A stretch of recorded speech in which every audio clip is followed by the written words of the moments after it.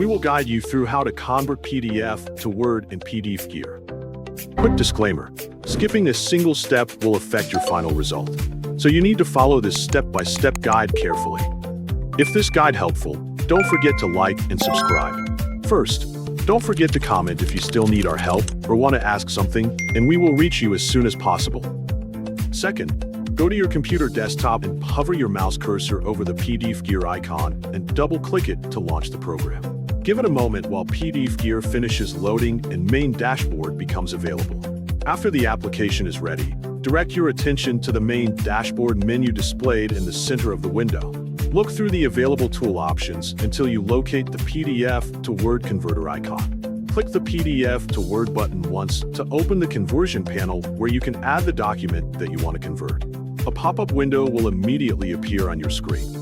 Click the Add Files button displayed in the center of the window to browse for your PDF document. Navigate through your computer folders and directories until you find the target PDF file that you want to convert into an editable Word document.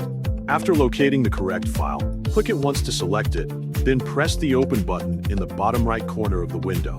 Once the PDF has been added to the conversion list, direct your attention to the settings bar located near the bottom of the conversion panel.